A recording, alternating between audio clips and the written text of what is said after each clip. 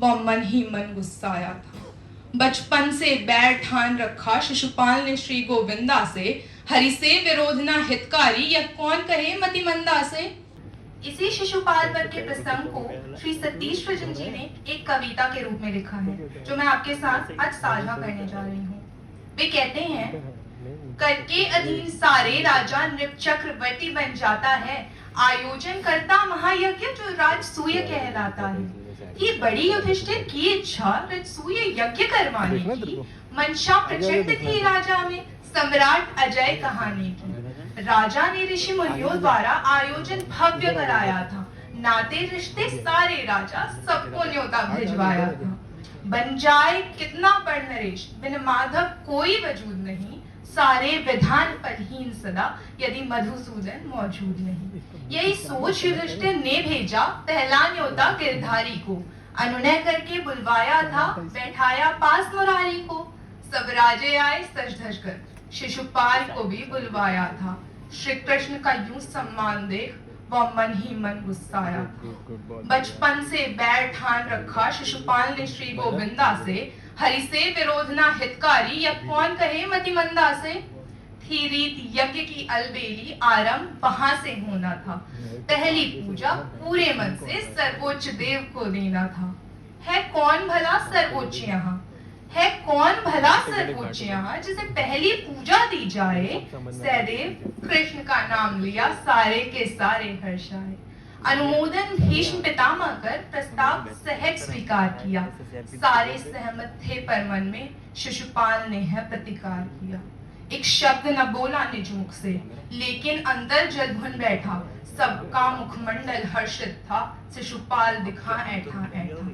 किया सर्वसम्मति से आरंभ, कुंती सुत ने हरि की पूजा, मन ही मन थे प्रसन्न बहुत, माधव समजग में ना दूजा। सारा ब्रह्मांड तरसता है, नारायण आज कृपाल हुए, कोई पुण्य विशेष मेरा जागा, ये सोच के सभी निहाल हुए। केशव की कृपा से केशव को आचार्य कर रहे थे वंदन, पंचम दशोदश की विधि से पूजा करवाते यदुनंदन।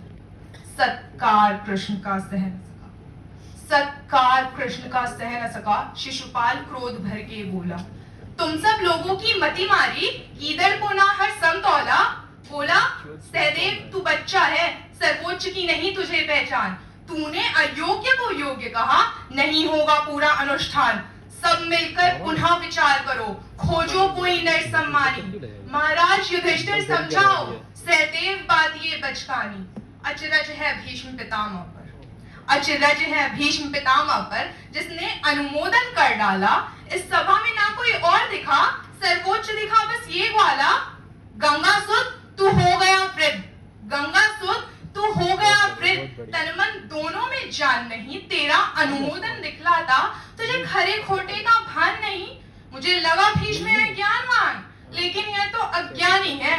ये कृष्ण को कहता उच्च देव, कैसी इसकी नादानी है कृष्ण निकम्मा नाकारा, है दुष्ट निकम्मा नाकारा, काला अनपढ़ है गवार निपट, वनवासी सा पहनावा है, अंदर बाहर है भरा कपट। माँ बाप के इसके पता नहीं, ना गोत्र वंश का लेखा है, घर घर माखन चोरी करता, जाने इसने क्या देखा है।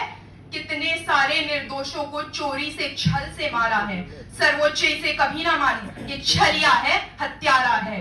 गोपी संग यहाँ वहां फिरता, किन्नर जैसे नाचे गाए, चोरी करता पकड़ा जाए, बहुधा या ग्वाला पिट जाए। औरों के टुकड़ों पर पलता, एक कौड़ी नहीं कमाता है, फिरता रहता मारा मारा, मंगतों सा मुरली बजाता है। रखवाली करता गायों की, ब्रज गांव का है ये चरवाहा, गैया दिन रात चराता है, नंदलाल के घर जो हरवाहा। वृषभान लली आगे पीछे, वृषभान लली आगे पीछे, जब देखो तब मंडराता है, खोटे चरित्र का चाल चलन, या कृष्ण मुझे ना भाता है गीदड़ ये, है गीदड़ ये, पर चाह इसे सिंघोसी इसकी शान खिले। जब है डरपोक सियारों सा, तो क्यों सर्वोच्च का मान मिले। है ना अमात ना राजा है ना सामंत ना राजा है, ना देव पितृ गंधर्व नहीं, ना सैनिक है ना योद्धा है, इसका कोई संदर्भ नहीं। गाली पर गाली उगल रहा, गाली पर गाली उगल रहा शिशुपाल विवेक विहीन बना। विपरीत बुद्धि है नाशकाल, बक रहा मूर्ख अपशब्द घना। संपूर्ण लोक के स्वामी को शिशुपाल नहीं पहचान सका। हरि से विरोध ना हितकारी, ना हरि की कृपा को जान सका। कितने अनुयायी माधव के दरबार छोड़कर चले गए। अब शब्द और सब सह न सके, थे लाचारी कुछ कह न सके। अर्जुन का पारा चढ़ गया था। अर्जुन का पारा चढ़ गया था। गांडीव पर तीर चढ़ा डाला, कर गदा उठाए भीमसेन, दौड़ा ज्यों हाथी मतवाला। गिरधारी अब भी शीतल थे। गिरधारी अब भी शीतल थे, तिनका भर भी ना शोक किया। फिर याद प्रतिज्ञा दिला सभी, कान्हा दोनों को रोक लिया। श्री कृष्ण बताया पांडव को, शिशुपाल कुफेरा भाई है। 100 अपराधों की क्षमा इसे ऐसी प्रतिज्ञा खाई है। शिशुपाल मृत्यु का कारण हूँ, ज्योतिषियों ने यह बतलाया था। तब अपनी बुआ के अनुनय पर मैंने संकल्प उठाया था। कान्हा तुम होगे वचनबद्ध। अर्जुन बोला, कान्हा तुम होगे वचनबद्ध, लेकिन मुझ पर ना पाबंदी। मेरे रहते जीवित कैसे देकर इतनी गाली गंदी। हे सखा मुझे तुम आज्ञा दो, पौरुष अपना दिखलाता हूँ। एक सांस भी ना ले पाएगा यमलोक अभी पहुंचाता हूँ। बलशाली भीमसेन बोला, माधव आज्ञा की देरी है। शिशुपाल मिलेगा मिट्टी में, मेरी गदा की मार घनेरी है। तुम दोनों धैर्य धरो मन में, तुम दोनों धैर्य धरो मन में। कोई ना कुछ कर पाएगा, इसका अंत है मेरे हाथों। नहीं कोई विधान बचाएगा। शिशुपाल अभी भी बोल रहा, शिशुपाल अभी भी बोल रहा। मुख से अपशब्द मुरारी को। 99 अपराध हुए पूरे, है शेष 1 सौगारी को। हरि सब पे रहते दयावान, कोई कितना हो अत्याचारी। यही सोच उसे किया सावधान, शिशुपाल ना दे अगली गारी। था बुद्धिहीन ना ध्यान दिया, 100वां अपशब्द भी कह टाला। फिर क्या था सौम्य गोविंदा का, एक रूप दिखा बहु विकराला। शिशुपाल मृत्यु अब निश्चित थी, नहीं बन सकता अब कोई ढाल। अति क्रोध झलकता था मुख पर, लगता आ गए हैं महाकाल। श्री कृष्ण कुपित होकर बोले, मेरी बुआ के कारण शेष रहा। 100 गाली माफी का प्रण था, लेकिन अब कुछ ना शेष रहा। प्रतिज्ञा मेरी पूर्ण हुई, अब कोई बचा ना पाएगा। तेरा अंत है मेरे हाथों, तत्काल तुम्हारा जाएगा। अगला अपशब्द निकलते ही, अगला अपशब्द निकलते ही सुदर्शन चक्र प्रहार हुआ। था अंत लिखा हरि के हाथों से, शिशुपाल का यूं संहार हुआ। चेदी नरेश हरिद्रोही था, थी काल गति बन गई अधम। सौगारी पूरी होते ही श्री कृष्ण किया शिशुपाल वधम।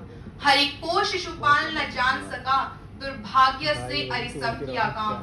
गोविंद के हाथों मर करके सीधा पहुंचा गोलोक धाम। धन्यवाद। आयोजन भव्य कराया था, नाते रिश्ते सारे राजा, सबको न्योता भिजवाया था। बन जाए कितना बड़ नरेश, बिन माधव कोई वजूद नहीं। सारे विधान फलहीन सदा, यदि मधुसूदन मौजूद।